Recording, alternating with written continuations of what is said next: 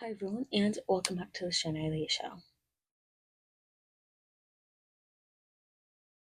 As you can tell from the title of this video, this is another monthly Thursdays video for August specifically. I almost said October. Yeah, we're just rolling with it. There's been a lot going on. But as you can tell with the title of this video, I'm going to be discussing book annotating. And this has been a video that's been a little while in coming and something I wanted to do for a little while. And at first I was going to do like a full book where I did annotating and after that discuss my thoughts about it. But then kind of as I was annotating the book that I'm going to be talking about in this video, as I was doing it, like I maybe annotated the first fourth of it, and then after a little while I did realize that ideally I do like book annotating. I do really enjoy the concept of it, but it's not for me. So the book in question, as you saw in the thumbnail, is The Invention of Murder, How the Victorians Reveled in Death and Detection and Created Modern Crime by Judith Flanders. If you need a good spooky, mystery-esque, thriller-esque book that's nonfiction, this is a good one.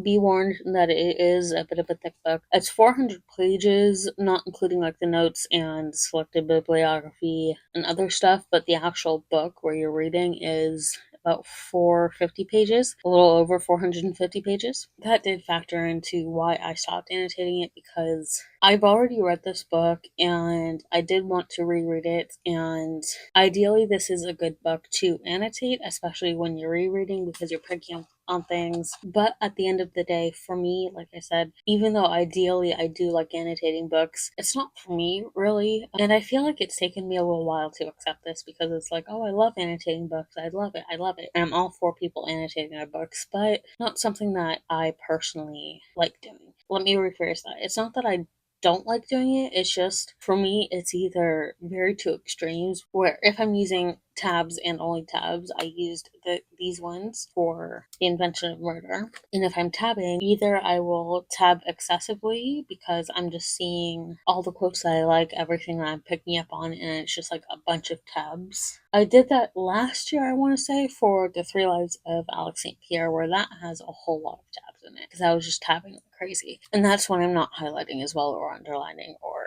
writing in the book. So it'll either be that extreme, or I barely do anything and I'm super fastidious about it, and then I just lose the joy in annotating books. So when I approached annotating The Invention of Murder, I was a little bit fastidious about it. Like, I wasn't super fastidious about it like I've been in the past with other books, but I was a little bit methodical about it. Where, here's a good example. Or I feel like there's a better example, actually. Okay, yeah, here's a good example. So I would highlight, and then the highlighters that I was using, it's called GPy. So if you guys want the links to the tabs that I used or the highlighters that I used, please let me know and I'll link it down below in the description, but I'm not going to do that right now. Again, only if you guys want it and comment asking about it. So you can see here, especially on this page, where I have two sets of highlights, one up here and then one down here. My system was that for each page that has highlights on it, I would only have one tab right above the first highlight. So you can see here that this was the first highlight, so I have the tab right above it. And there is a second highlight, but there is no tab above it, just because I already marked that this page has highlights. And even if it was only one highlight, let's see, what's another good example? This is another good example right here. So you see the first highlight is right here, the tab's right above it, second highlight's right down here, no tab above it. So I was methodical in that sense, because I was just like, I don't want a bunch of tabs in the book, but I do want to be able to find things easily when I'm like skimming through. And like, yeah, you can see, because I use gray. Yeah, gray is easy to see, but like, I didn't want to be having to skim through pages like this, like really wide, just to see something. And it's like, I can just have the book open slightly and then look for the tabs. So that was why I had one tab per page with highlights. And then when I was highlighting or writing or underlining, I was underlining a little bit too, although I didn't do too much underlining, I don't think. I think I had like one or two quotes that I underlined.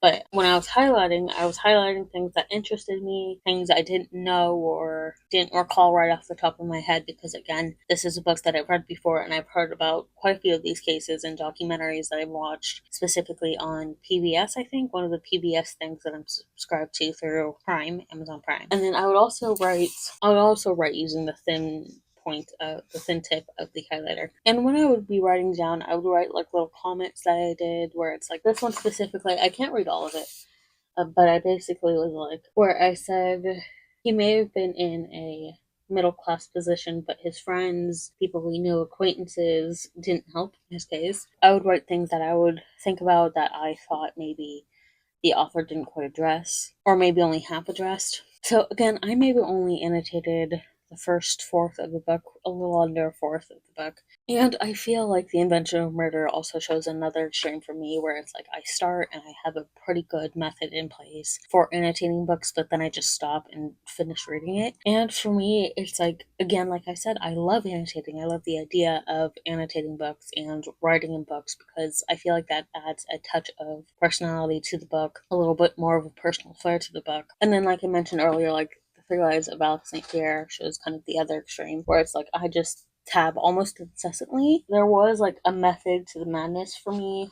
for tabbing it like this, but like I said, it's either one extreme like this or the other extreme, or either I barely do anything or I do a little bit for a little while of the book and then just stop. At the end of the day, that's okay. And I have learned my lesson in a sense. Not that this was a bad thing, like I said, that annotating, like actively annotating, is not for me. And I will be behind and support anyone who wants to annotate their books and loves doing that. Like, I fully support you people who annotate your books like crazy. Go for it. Go crazy. I love it. But, it's not for me. And like I've said a few times in this video, that is a-okay. It's perfectly fine. I will just happily be in the sidelines supporting all of you bookish people who like annotating. I'll just be in the sidelines watching and reading my own book. I know this video is on the shorter side, but thank you all for watching anyway. If you have any opinions about book annotating, please leave them down below in the comments. But if you're going to disagree with anyone, be civil, please. And again, if you want the link to the tabs that I used or the highlighters that I used, please let me know down below in the comments. I will say that these highlighters are really good, really light, so you can still read the words, although the gray, probably not the best for the gray, but all the other colors perfect for annotating, So just let me know. Again, thank you all for watching, and I'll see you all in my next video.